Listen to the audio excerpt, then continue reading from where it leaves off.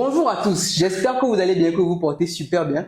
Mon nom est Mounir Hassani et je suis le principal community manager de la page NephroRoll, page qui parle de santé rénale, de prise en charge des reins, mais surtout de sensibilisation sur les maladies rénales. Et aujourd'hui, pour le deuxième épisode de notre podcast dédié à la santé rénale, nous recevons deux invités. Oui, deux invités et pas des moindres.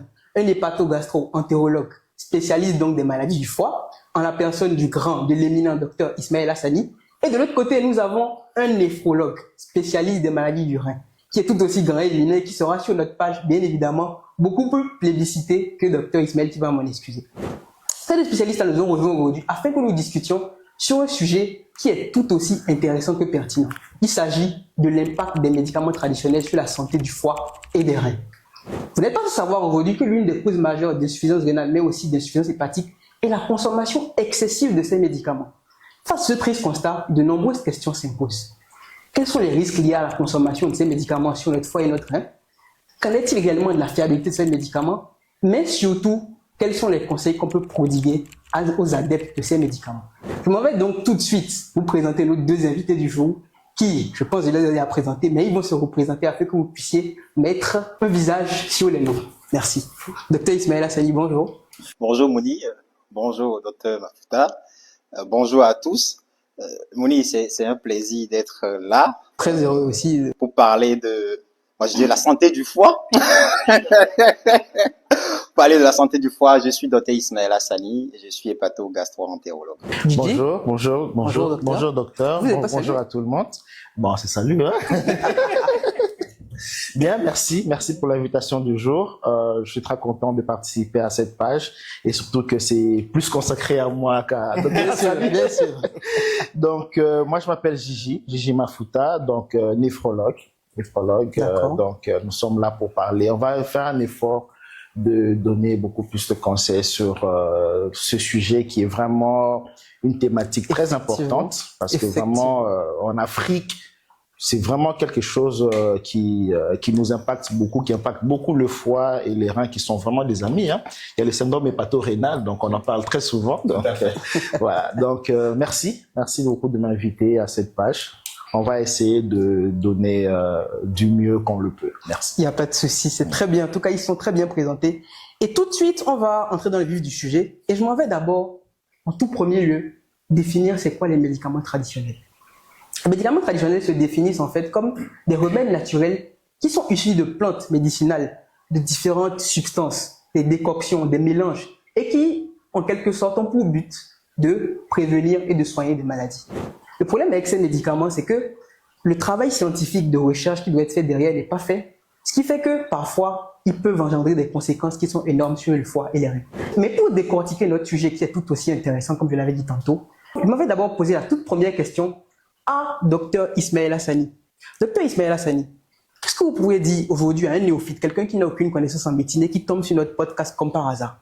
Qu'en est-il réellement du foie et de ses fonctions, mais surtout de son rôle dans le métabolisme des médicaments? Merci Mouni pour la question qui est très pertinente. Alors, le foie, on va faire très simple, c'est le plus gros organe de l'abdomen. Et il a, disons, on devait dire, trois principales fonctions. Nous allons retenir la synthèse, parce qu'il intervient dans le métabolisme des aliments, glucides, protéines et des lipides. Et il a un rôle également d'épuration en combinaison avec les reins. Épuration, c'est-à-dire détoxifier l'organisme, donc enlever les toxiques, les produits toxiques de l'organisme, pouvoir les éliminer. Et son troisième rôle, c'est un rôle de stockage. Peut-être nous allons en parler un peu plus tard. C'est un rôle de stockage qui permet en fait de stocker les oligo-éléments, les vitamines dont l'organisme a besoin. Donc il y a cette réserve là et qui est activée en quelque sorte quand l'organisme en a besoin. Et nous allons voir un peu l'impact quand on va aborder un peu plus le sujet. Je trouve que c'est très bien expliqué par Dr Ismaël Hassani qui a su en quelque sorte bien résumer les rôles du foie. Moi, j'ai toujours considéré le foie comme une boîte magique. Un peu comme le rein, mais je pense que, bien évidemment, le rein est une meilleure boîte magique que le foie. Hein. Ce n'est pas Dr Gigi Mafuta qui me dira le contraire. Pas du tout. Donc, Dr Gigi Mafuta, que diriez-vous, vous également, par rapport au rein et à ses fonctions? Qu'est-ce que vous en direz globalement pour quelqu'un qui n'a aucune connaissance en médecine? Voilà, quelqu'un qui ne connaît pas le rein c'est un organe très important dans l'organisme. C'est un petit organe, il pèse environ 150 grammes maximum, il mesure genre 12 cm de long, 6 de large. Il est très important dans l'organisme. Le premier rôle, c'est la filtration. C'est-à-dire que c'est la filtration de tous les éléments, des éléments qui se trouvent au niveau du sang.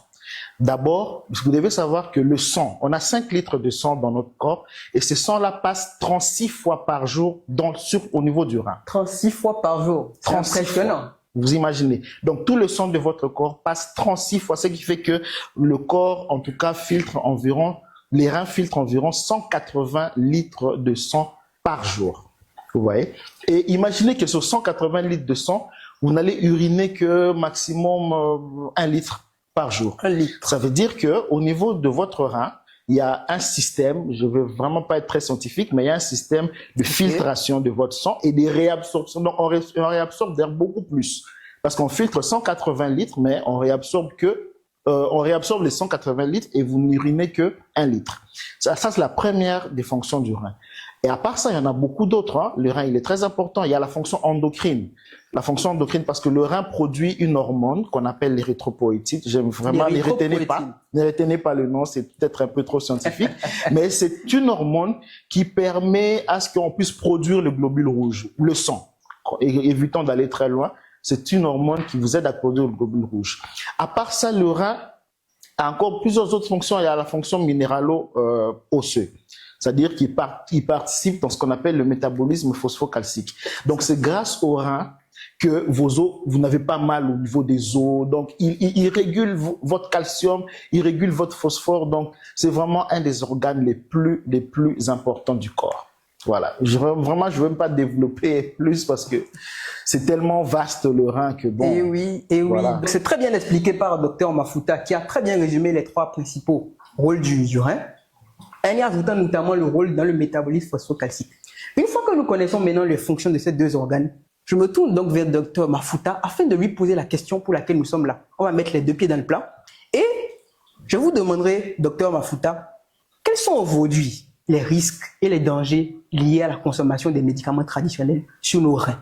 Quels sont en fait les mécanismes d'action par lesquels, les médicaments traditionnels peuvent-ils altérer le fonctionnement de nos reins? Si vous avez également des anecdotes ou d'un parcours clinique d'un patient que vous avez eu, on vous prie de nous le partager afin que ceux qui nous écoutent puissent véritablement être édifiés. Je vous écoute, Dr Mafuta. Très bien. Alors, les médicaments traditionnels, tout ce que vous connaissez comme décoction, comme breuvage, instillation et tout ça, ce sont des produits pour lesquels, entre guillemets, le dosage n'est pas bien connu. Exactement. Donc, ce sont des produits qui, entre guillemets, traitent. Parce que vous verrez des gens, ils vous disent, bon, j'ai des douleurs au dos, je suis allé chez un praticien, il m'a donné un breuvage, j'ai bu, là, j'ai plus de douleurs au dos. Et il fait même la publicité, les gars, allez voir ce monsieur-là, vraiment, quand vous allez chez lui, il n'y a plus de douleur au dos, c'est fini. Hémorroïdes et tout ça, bon, je pense que les gastro connaissent beaucoup dans ces histoires-là. Le problème, c'est que, à l'intérieur de ces breuvages, c'est vrai qu'il y a un principe actif. Un principe actif qui, entre guillemets, soigne votre dos.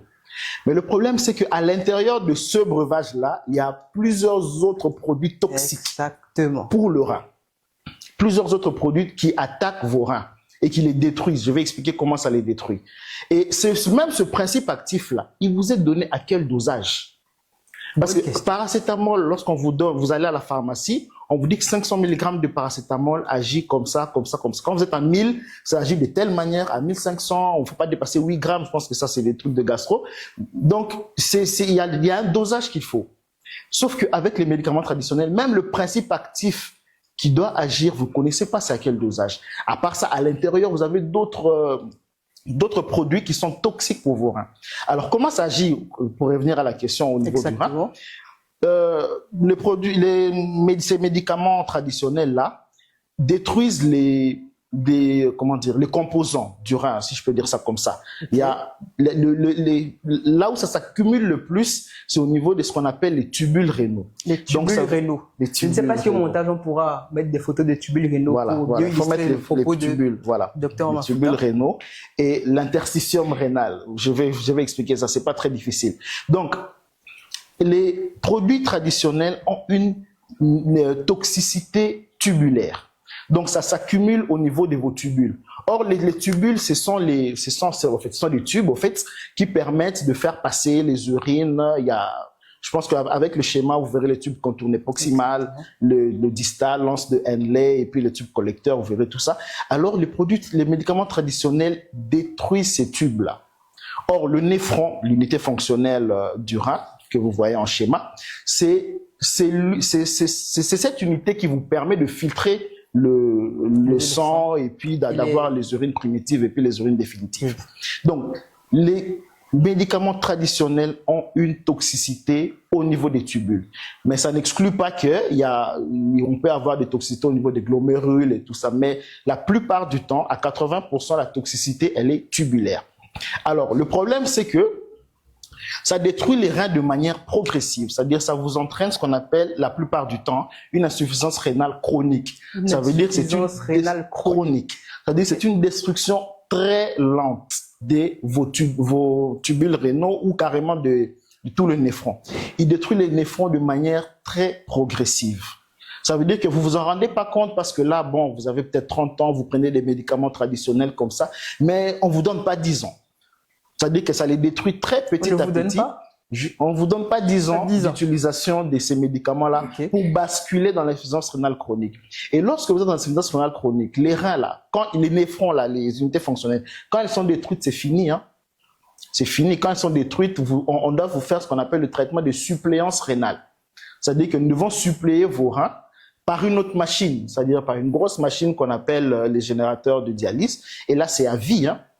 C'est à vie que vous devez. Est-ce que vous pouvez répéter encore cette partie-là pour que les gens je reprends. Les médicaments traditionnels, lorsque vous les utilisez, ils ont une toxicité au niveau de vos néphrons, précisément au niveau des tubules et de l'interstitium du néphron. Alors, je vous donne pas 10 ans d'utilisation de ces médicaments-là, surtout ceux qui les utilisent de manière constante. Vous allez basculer en insuffisance rénale chronique parce que c'est quelque chose qui avance de manière progressive. Vous ne verrez même pas arriver parce que souvent, il n'y a même pas de signe. Vous ne verrez pas arriver. Quand vous basculez en insuffisance rénale chronique, sachez que les reins ne fonctionnent plus. On doit suppléer ces reins-là en faisant un traitement de suppléance rénale et c'est la dialyse. Je vous dis pas combien ça coûte, si je peux le dire quand même, c'est 65 000 la séance de dialyse. 65 000 francs la séance de dialyse. C'est 3 séances par semaine. 3 séances par semaine. Faites les calculs le mois, faites les calculs les années. Donc, vraiment, tout ça parce que vous avez peut-être bu 2-3 verres d'un produit pour soigner votre dos, au lieu d'aller à l'hôpital, voir un médecin qui pouvait vous prescrire un vrai produit pour vous soigner. Donc, vous allez basculer dans la dialyse chronique, perturber votre vie. C'est pas seulement votre vie, hein, parce que derrière vous, je pense qu'il y a des gens, il y a de la famille, il y a vos grands frères, vos parents qui seront obligés de payer ça, qui seront obligés de se priver des études de l'autre pour payer vos soins. Vous voyez, ça a vraiment une implication sociale même, un impact social sur la vie de tout le monde. Donc vraiment, les médicaments traditionnels, pour me résumer, c'est quelque chose de vraiment dangereux. Merci docteur Mafuta. Sans oublier également, excuse-moi Mouni, la non-disponibilité de la dialyse dans certaines zones. C'est très important, docteur Ismaël a bien fait de le rappeler. Effectivement. C'est-à-dire que c'est pas la machine de dialyse, parce que nous, je vais être beaucoup plus en faveur de docteur Mafuta parce que c'est une chaîne de néphrons. Et je disais tantôt que par rapport à la dialyse, quand vous êtes déclaré en insuffisance rénale chronique terminale, la dialyse se fait jusqu'à la fin de votre vie tant que vous n'avez pas eu de transplantation rénale. Et les séances se font 3 fois par semaine et le prix d'une séance de 65 000 francs. Imaginez-vous un peu ce que vous allez dépenser pendant des années. Donc, il est préférable pour vous, je vous le conseille, de connaître l'identité ou l'origine des médicaments que vous connaissez.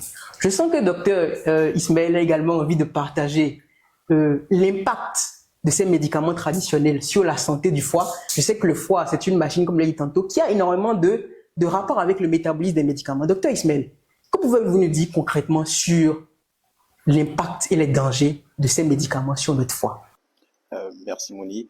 Alors, contrairement au rein, le foie agit ou peut-être réagit plus rapidement. Le docteur Mafuta a parlé d'un insuffisance rénale chronique, disant Nous, enfin, le foie ne vous donne pas 10 ans. Le foie